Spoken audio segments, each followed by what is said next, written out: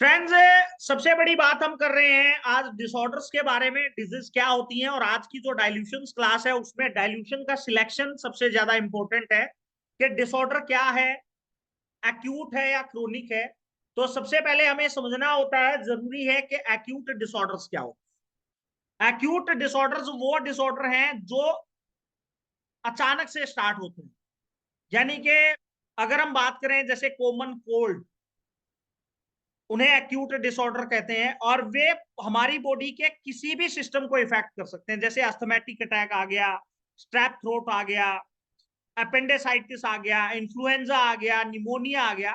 These are the acute disorders. Fever आ गया किसी को, जैसे अभी किसी को 2 दिन 3 दिन 4 दिन से फीवर आ रहा है, तो वो एक्यूट डिसऑर्डर होते हैं। और एक्यूट डिसऑर्डर्स के अंदर अगर मेडिसिन सिलेक्शंस की हम बात करें तो सबसे बड़ी प्रॉब्लम क्या आ रही है कि लोग एक सबसे बड़ा ट्रैक ये बोल रहे हैं कि positive disorder, negative disorder, positive medicine, negative medicine. तो फ्रेंड्स, दो प्रकार के रोग होते हैं। एक तीव्र रोग होते हैं और एक दीर्घकालीन रोग होते हैं। तीव्र रोग क्या होते हैं? जो अचानक शुरू, जैसे अगर किसी पेशेंट को फीवर आ रहा है तो वो बैक्टीरियल, वायरल या इन्फेक्शंस के कारण हो सकता है। और किसी भी बैक्टीरिया और वायरस को किल करने के लिए आपको D4 या D6 में मेडिसिन लेके जानी पड़ेगी। अगर किसी का अपर रिस्पिरेटरी ट्रैक्ट इफेक्ट हो रहा है,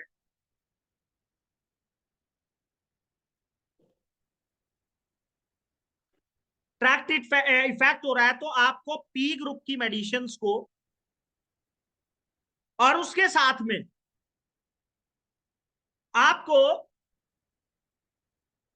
इलेक्ट्रो होम्योपैथी में एंटीवायरल या एंटी बैक्टीरियल मेडिसिन को यूज करना पड़ेगा। और उनको आपको D4 और D6 में प्रयोग करना पड़ेगा। और उसके साथ में पेशेंट को फीवर आ रहा है तो बॉडी एक भी होता है, हेडेक भी होता है। तो ये सारे उसी के सिम्टम्स आ रहे हैं उस बैक्टीरिया या वायरस के कारण। या बहुत से लोगों को कोई बैक्टीरिया या वायरस रिस्पिरेटरी ट्रैक्ट पे इफेक्ट कर रहा है, तो किसी को टोंसिलाइटिस होता है, टोंसिल्स हो गए, स्ट्रेप थ्रोट हो गया, सोर थ्रोट हो गया, लेरेंजाइटिस हो गया। तो इनके लिए आपको उस सिस्टम की मेडिसिन को ऐड करना पड़ेगा। या फिर किसी को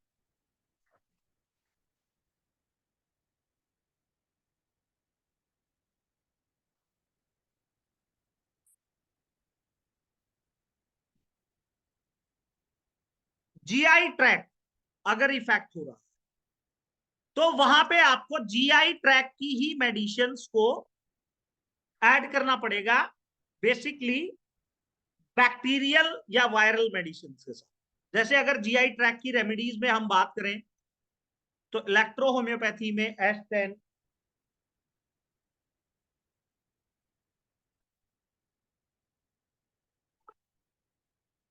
C10, L1, S2, C2 और S5। अगर अदर वे में बात करें तो सबसे बड़ी बात है हमारे को ग्लोब्यूल्स। ग्लोब्यूल्स पे अगर प्रैक्टिस में जाना पड़ेगा तो ग्लोब्यूल्स में आप इनकी 10 ग्लोब्यूल्स, जैसे किसी को डिसेंट्री होगी तो 10 ग्लोब्यूल्स पर मोशन दे सकते हैं। किसी को कफ एंड कोल्ड है तो उन्हीं में से 2 ग्लोब्यूल्स हाफ कप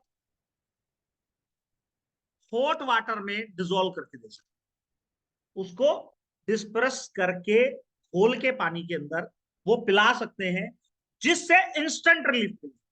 क्योंकि अगर इलेक्ट्रोहोम्योपैथी में बात करें तो इलेक्ट्रोहोम्योपैथी के बहुत फास्ट रिजल्ट। इलेक्ट्रोहोम्योपैथी का नाम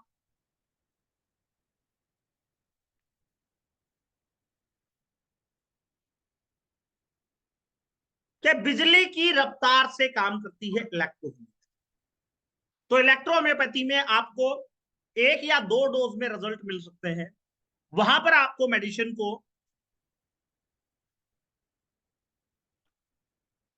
यूज करना है ओनली D4 और D6 में इंस्टेंट रिलीफ के लिए। अब अगर हम बात करें क्रोनिक डिसऑर्डर्स के बारे में, तो क्रोनिक डिसऑर्डर्स क्या होते हैं? जो लंबे समय से चल रहे हैं। जैसे अगर किसी को आर्थराइटिस हो रहा है, तो आर्थराइटिस किसी को एक दिन में नहीं हो रहा। किसी को रीनल डिसऑर्डर्स हो रहे हैं, और यहां पर भी रीनल डिसऑर्डर हो रहे हैं, किसी को लंबे टाइम से यूटीआई चला आ रहा है, जिसके कारण ओवर एक्टिव ब्लैडर हो गया, अंडर एक्टिव ब्लैडर हो गया, या फिर किसी को थायराइड की प्रॉब्लम है, या पैनक्रियाज से रिलेटेड कोई भी प्रॉब्लम है, जैसे किसी को डायबिटीज है,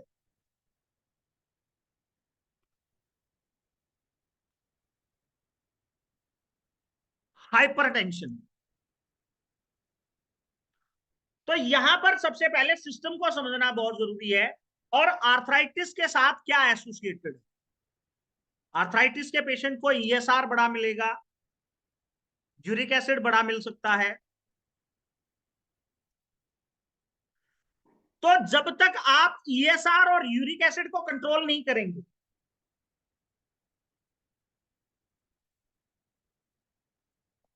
तब तक आप इस पेशेंट को रिलीफ नहीं कर सकते। तो इसके लिए आपको इसके सिस्टम पे काम करना पड़ेगा। सिस्टम पे क्या काम करना पड़ेगा? कि ईएसआर को खत्म करने के लिए, क्योंकि किडनी के फंक्शन के कारण ही यूरिक एसिड बढ़ता है, और बीईएसआर बेसिकली बॉडी में इंफेक्शन लेवल। तो इसको यहां पे आपको D6 में लेके जाना पड़ेगा, उस इंफेक्शन को खत्म करना पड़ेगा और यूरिक एसिड को नॉर्मल लेके आना। जब तक आप यूरिक एसिड को नॉर्मल नहीं ले पाएंगे, आप आर्थराइटिस के पेशेंट को रिलीफ नहीं कर सकते हैं, गाउट के पेशेंट को रिलीफ नहीं। इसके साथ अगर थायराइड की अगर हम बात करें, तो थायराइड के बारे में यह बोला जाता है कि थायराइड की मेडिसिन जीवन भर खानी पड़ती है, क्योंकि थायराइड दो प्रकार का है, हाइपरथायराइडिज्म और हाइपोथायराइडिज्म। हाइपरथायराइडिज्म में हमारी थायराइड ग्लैंड ओवर एक्टिव करती, और थायराइड ग्लैंड क्या करती है? T3 और T4 का सिक्रीशन ज्यादा, जिससे टीएसएच लेवल डाउन चला जाता है, उसको हाइपरथायराइडिज्म कहते हैं। तो वहां पे अगर थायराइड ग्लैंड का फंक्शन बढ़ा हुआ है, तो फंक्शन को कम करने के लिए आपको यहां पर T8 से लेके T30 में जाना। और अगर थायराइड ग्लैंड का फंक्शन कम है, तो वहां पर आपको D4 में जाना पड़ेगा और D6 में। लेकिन थायराइड के साथ साथ और भी बहुत सी कंडीशंस आती हैं पेशेंट के साथ। ज्वाइंट पेन आ जाती है, स्वेलिंग आ जाती है, रेडनेस आ जाती है, ईचिंग आ जाती है, और डाइजेस्टिव सिस्टम भी इफेक्ट होता है। तो वहां पर आपको उस सिस्टम के साथ में मेडिसिन्स को, फंक्शंस को बैलेंस करने की मेडिसिन्स को देना पड़ेगा। अब अगर ऐसा नहीं है कि किसी को हाइपर एसिडिटी बन रही हो, तो आप हाइपर एसिडिटी की मेडिसिन उसके साथ नहीं दोगे। इंडाइजेशन की मेडिसिन, इंडाइजेशन हो रही हो तो इंडाइजेशन की मेडिसिन नहीं दोगे। भूख नहीं लग रही है, लॉस ऑफ एपेटाइट है, तो उसकी मेडिसिन आप साथ में, क्योंकि उस फंक्शंस को तो बैलेंस करना ही करना पड़ेगा, साथ में थायराइड ग्लैंड के फंक्शन को भी बैलेंस। और यहीं पे अगर हम बात करें तो डायबिटीज के बारे में, तो पैनक्रियाज के फंक्शन पे डिपेंड करती है डायबिटीज। भाई हमारी पैनक्रियाज या तो इंसुलिन बना रही है या इंसुलिन नहीं बना रही। अब इंसुलिन नहीं बना रही है तो वो टाइप 1 डायबिटीज में आ जाएगा, क्योंकि टाइप 1 डायबिटीज में बीटा सेल्स डेड हो जाती है, हमारा इम्यून सिस्टम, हमारी एंटीबॉडीज उस पर अटैक करती हैं और उसको डेड कर देती हैं, जिसके कारण वो प्रॉपर तरीके से इंसुलिन का सिक्रीशन नहीं कर पाती, और लोगों को इंसुलिन लेना पड़ता है, आर्टिफिशियल इंसुलिन लेना पड़ता है, जो स्किन में इंजेक्शन। तो वहां पे आपको पेनक्रियाज की जो सेल्स है डेड हो गई हैं,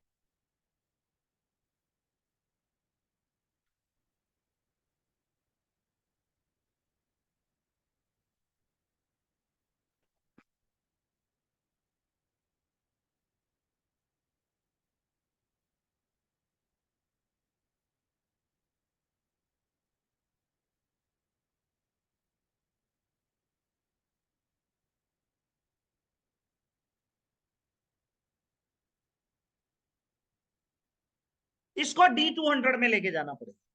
बट अगर किसी की पैनक्रियाज इंसुलिन बना रही है लेकिन वो इंसुलिन उन सेल्स के रिसेप्टर्स को अनब्लॉक नहीं कर पा रहा है टाइप 2 डायबिटीज में,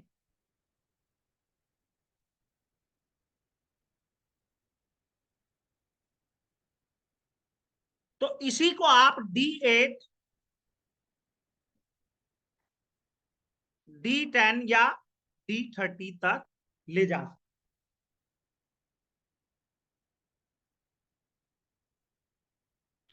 और बात करें हाइपरटेंशन की, तो ऐसे क्रोनिक डिसऑर्डर्स वो होते हैं जो लंबे टाइम से आ रहे हैं और जिसमें हमारी बॉडी का पहले ऑर्गन का फंक्शन इफेक्ट हुआ है, उसके बाद प्रॉपर सिस्टम को इफेक्ट करना स्टार्ट कर, स्ट्रक्चरल चेंजेस आ। अब हाइपरटेंशन में बेसिकली क्या होता है कि बहुत से पेशेंट को हाइपरटेंशन होने के बहुत से कारण होते हैं। किसी का कोलेस्ट्रॉल बढ़ रहा हो, किसी की किडनी फंक्शंस अच्छे से ना हो, या किसी की आर्ट्रियल वस्कुलर रेजिस्टेंस ना हो, आर्टरीज वीक हो चुकी हैं। तो ऐसी कंडीशंस में पहले आप रीजन का पता करेंगे। अगर कोलेस्ट्रॉल बढ़ा हुआ है तो कोलेस्ट्रॉल को कम करने का काम करेंगे, बैलेंस करने का काम करेंगे। और हाइपरटेंशन में आप A1 को D30 में यूज करेंगे। A1 को D30 में प्रयोग करना है, उसके साथ में BE को D6 में प्रयोग, उसके साथ में C6 को D6 में प्रयोग करना है। और आपको उस लॉजिक का पता करना है कि हाइपरटेंशन क्यों हो रहा है, उस रीजन का, उस कोर्स का आप पता करें, उसके हिसाब से ट्रीटमेंट। और क्रोनिक डिसऑर्डर्स में सबसे बड़ी चीज क्या है कि बहुत से लोगों को इन्फ्लामेशन, स्वेलिंग भी आ जाती है, एडीमा भी हो जाता है। तो उस एडीमा के लिए लोग डाययूरेटिक मेडिसिन देते हैं, और इलेक्ट्रोहोम्योपैथी की डाययूरेटिक मेडिसिन में C6 और S6 सबसे बेस्ट रेमेडी है इलेक्ट्रोहोम्योपैथी में, डाययूरेटिक। तो एक्यूट और क्रोनिक डिसऑर्डर्स में, एक्यूट में तो आप जितनी भी मेडिसिन देंगे, 4 बेसिक देंगे। अगर आप रेस्पिरेटरी ट्रैक्ट की अगर बात करें तो उनको D4 या D6 में मेडिसिन देंगे। गैस्ट्रो इंटेस्टाइनल ट्रैक्ट की अगर बात करें तो उसकी जो भी मेडिसिन सिलेक्शन रहेगा वो D4 या D6 में जाएगा। वहां पे आपको D30, D200 तक लेके जाने की जरूरत नहीं है, लाइटरल डाइल्यूशन में लेके जाने की जरूरत नहीं है। लेकिन जहां पे क्रोनिक डिसऑर्डर है वहां पे फंक्शन और स्ट्रक्चर दोनों इफेक्ट, और पेशेंट को फंक्शन भी प्रॉपर चाहिए और स्ट्रक्चर भी प्रॉपर चाहिए। तो स्ट्रक्चर को ठीक करने से पहले आपको साथ में फंक्शन को भी बैलेंस करना, और जब तक आप फंक्शन को बैलेंस नहीं कर पाएंगे तो स्ट्रक्चर को आप बैलेंस नहीं कर सकते।